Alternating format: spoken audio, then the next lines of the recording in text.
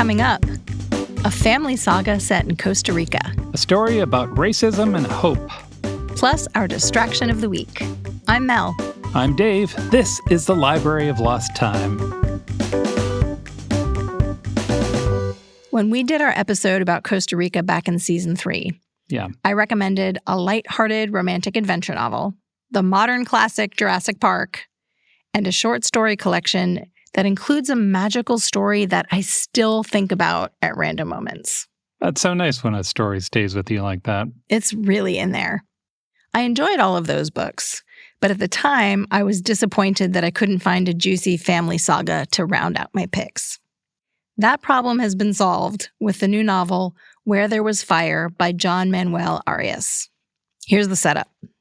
The book opens with the memory of a devastatingly hot night in Costa Rica in 1968. These are the first few lines of the book. Some still talk about how hot that night was. Old women whisper it over coffee.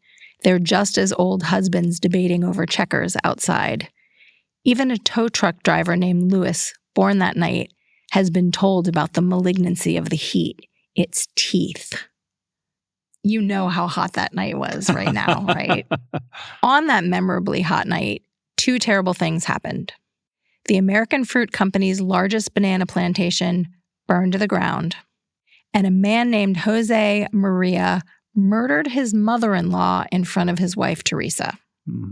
Almost 3 decades later, Teresa is still living in the family home with only her mother's ghost for company. Yikes. And Teresa's daughter wants nothing to do with her. But the daughter is also painfully curious about her family tragedies. This is the story of how these surviving family members try to reconcile the events of that terrible night. According to the reviews I read, the author layers this family story with Costa Rican culture and the real-life history of exploitative plantations and the use of toxic pesticides at the American Fruit Company. Publishers Weekly called the book a rewarding outing from an exciting new voice with a prowess for lyricism. Sounds really good to me. Yeah. That's Where There Was Fire by Manuel Arias. And if you haven't listened to our Costa Rica episode yet, please do treat yourself. It's a pretty good mix of the real Costa Rica and the vacation Costa Rica, so you get both sides of the story. James McBride is an author and a musician. He won the National Book Award for Fiction in 2013 with his book, The Good Lord Bird. He also wrote The Color of Water, a black man's tribute to his white mother. That was released in 1995. The book spent more than 2 years on the New York Times bestseller list and then found its way onto a whole lot of high school and college reading lists. All of that may make it sound like McBride is some kind of do your homework and eat your vegetables writer. It does a little bit. A little bit. He is not. He is just as interested in telling a good story as he is in helping his readers see other people's lives. He's got a new book out. It's called The Heaven and Earth Grocery Store. I love that title. Yeah. It starts with a murder mystery. Chapter 1, it's 1972, and the Pennsylvania State Police have found a skeleton at the bottom of an old well. The well is in a neighborhood called Chicken Hill in a town in Pennsylvania. The police approach a man, Malachi, who's described as an old Jew with a single yellow tooth, and they ask him some questions, and he does not seem overly eager to work with them. And then the end of that first chapter is amazing. For starters, the writing sings. I was very tempted to just read the whole thing to you. Mel was not spared that fate. I did read the whole chapter to her. It was really good. That first chapter describes an act of God that destroys the crime scene. A storm comes and it floods the whole area. And it tells you the end of the story. Here's what happened to these characters you are going to read about. We are told that injustices have been done, but by the end, the story tilts towards the good and the just, even if only slightly. And then the book jumps back to 1925, and we meet 2 of the characters we just heard about, a Jewish theater manager and his wife. She runs the grocery store of the title, and the story slowly winds its way back to how the skeleton got in the well and who the skeleton is and all of the associated action there. This is a book with a big cast. and the narrative is passed from one character to another.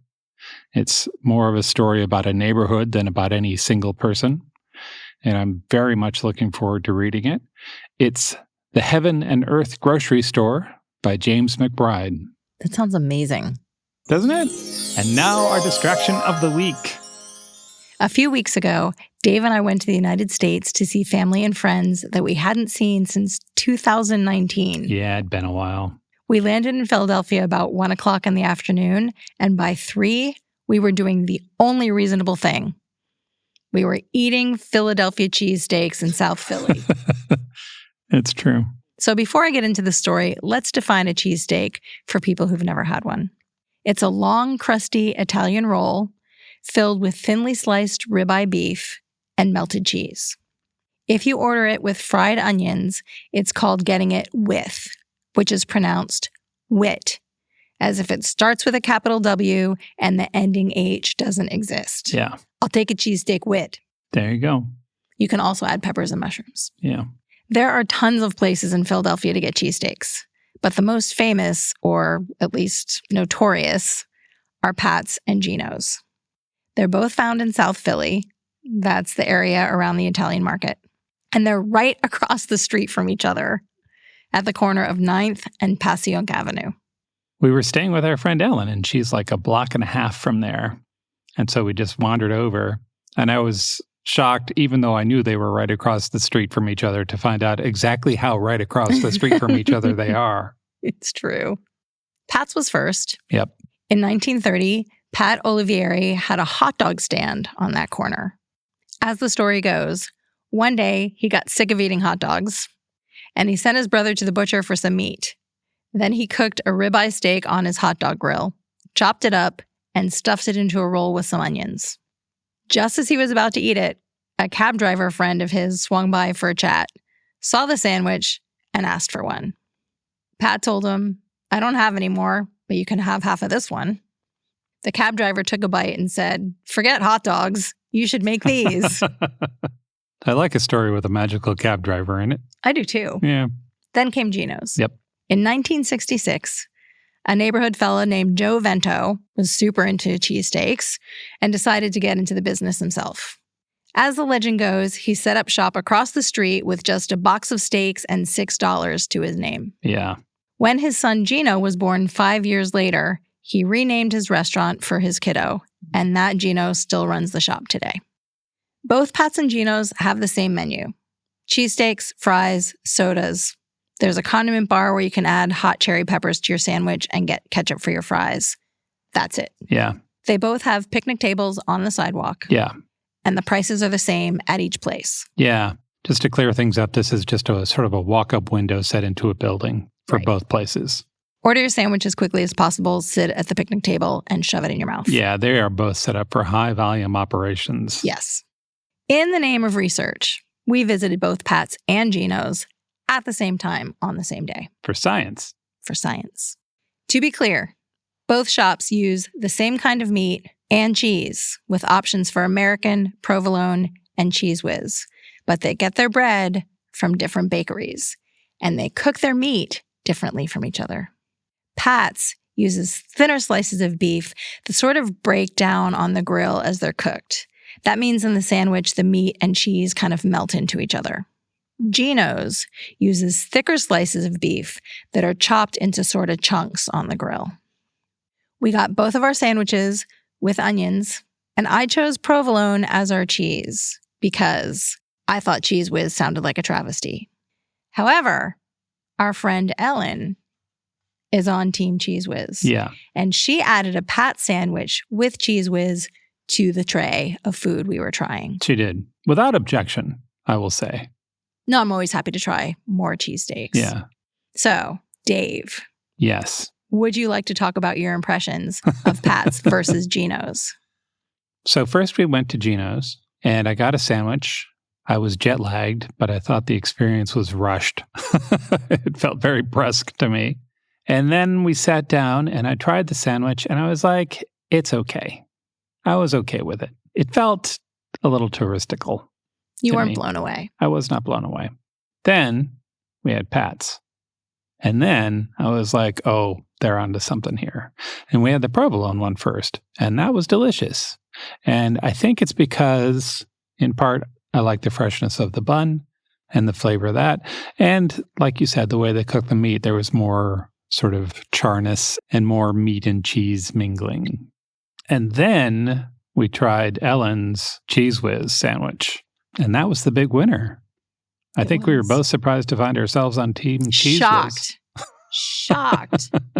The way Pat's cooks the meat and then mixes it with the Cheese Whiz makes it gloppy in a way that is very satisfying. Yeah. I know gloppy is not an attractive sounding word, but it has a really nice mouthfeel.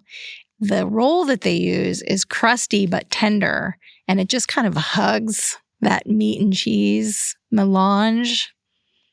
And the onions were cooked perfectly. Yeah. It was so good. Yep. I feel like on Friday nights, when we're sitting down to watch a movie, I'm going to be thinking about that cheesesteak and wishing I could somehow have one. And then we posted on Instagram that we had done this experiment and were immediately told by all the locals that we were doing it wrong. It's true. The prevailing wisdom is that locals don't go to either Pat's or Gino's. Our friends on Instagram gave us recommendations that included Jim's on 4th and South Street, which came up multiple times but is currently closed because they had a fire, but they will reopen according to their website. Tony Luke's, which I think has 21 outlets around Philadelphia. Someone suggested McNally's Tavern in Chestnut Hill for a chicken cheesesteak. And we got one vote to skip the cheesesteaks altogether and instead have the roast pork sandwich at Paisano's. I am skeptical of a chicken cheesesteak, but I'm willing to be convinced otherwise. I mean, we were skeptical about the Cheese Whiz, and look how that turned out. That's true.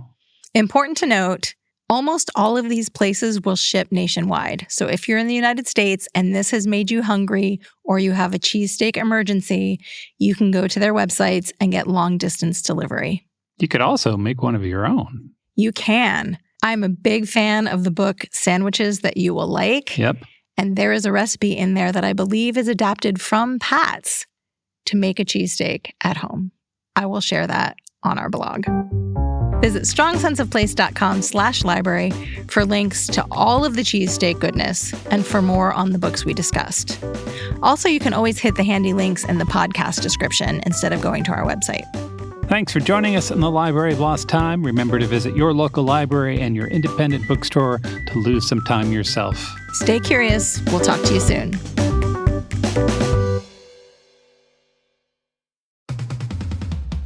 I'm Amy Nicholson, the film critic for the LA Times. And I'm Paul Scheer, an actor, writer, and director. You might know me from The League, Veep, or my non-eligible for Academy Award role in Twisters.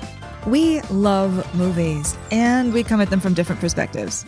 Yeah, like Amy thinks that, Joe Pesci was miscast in Goodfellas, and I don't. He's too old. Let's not forget that Paul thinks that Dune 2 is overrated.